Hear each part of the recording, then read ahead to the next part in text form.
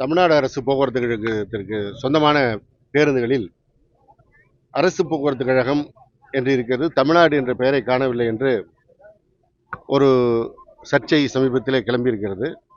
அதற்கான பதிலை இந்த நேரத்தில் சொல்ல விரும்புகிறேன். மாண்புமிகு ஜெயலலிதா அவர்கள் முதலமைச்சராக இருந்த நேரத்தில் அவர் துவக்கி வைத்த பேருந்து அதிலேயே 2012 அரசு போக்குவரத்து கழகம் என்றுதான் இருக்கிறது. அப்பொழுதே அந்த தமிழ்நாடு என்ற பெயர் எடுக்கப்பட்டிருக்கிறது. காரணம், அரசு போக்குவரத்து கழகம் திருநெல்வேலி என்று இப்பொழுது இருக்கிறது. தமிழ்நாடு அரசு போக்குவரத்து கழகம் திருநெல்வேலி, தமிழ்நாடு அரசு போக்குவரத்து கழகம் கும்பகோணம் என்று எழுதினால் நீண்ட பெயராக இருக்கிறது.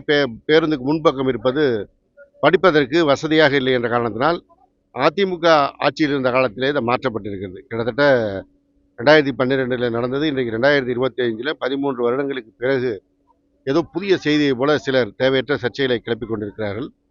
ஒரு இடத்திலே பேருந்து பழைய பேருந்தாக இருக்கிறது என்றார்கள். மாண்புமிகு முதலமைச்சர் அவர்கள் புதிய பேருந்துகளை வாங்கி இன்றைக்கு பெரும்பாலான வழித்தடங்களில் பழைய பேருந்துகள் மாற்றப்பட்டிருக்கிறது. இன்னும் புதிய பேருந்துகள் வர இருக்கிறது. அதே போல போக்குவரத்து சேவை நிறுத்தப்பட்டிருந்த அதிமுக ஆட்சி காலத்தில் நிறுத்தப்பட்ட இடங்களெல்லாம் மீண்டும் அந்த சேவை வழங்கப்பட்டிருக்கிறது. புதிய வழித்தடங்கள் தமிழ்நாடு முழுவதும் பல இடங்களில் நீட்டிப்பு செய்யப்பட்டு வழங்கப்பட்டிருக்கிறது. இப்படி இந்த பிரச்சனைகளாம் இப்பொழுது தீர்ந்து விட்ட பிறகு எதை குற்றம் சொல்வது என்று தெரியாமல் திடீரென்று தமிழ்நாடு என்று இல்லை என்ற ஒரு குற்றத்தை அவர்கள் கண்டுபிடித்து சொல்லியிருக்கிறார்கள். இன்னும் சொல்லப்போனால் மெட்ராஸ் மாகாணம் என்று இருந்த இந்த மாநிலத்திற்கே தமிழ்நாடு என்று பெயர் சூட்டிய பேரறிஞர் அண்ணாவுடைய பிள்ளைகள் நாங்கள். எனவே இவர்கள் எங்களுக்கு பாடம் நடத்த வேண்டாம்.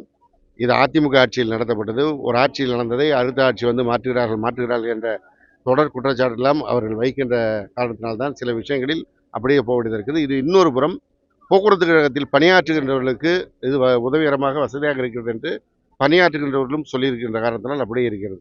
எனவே இது ஏதோ திராவிட முன்னேற்ற கழக ஆட்சி காலத்தில் மாற்றப்பட்டது என்கின்ற செய்தியை பரப்புகிறவர்கள் இனி நிறுத்திக் கொள்ள வேண்டும் என்று அன்போடு கேட்டுக்கொள்கிறேன்.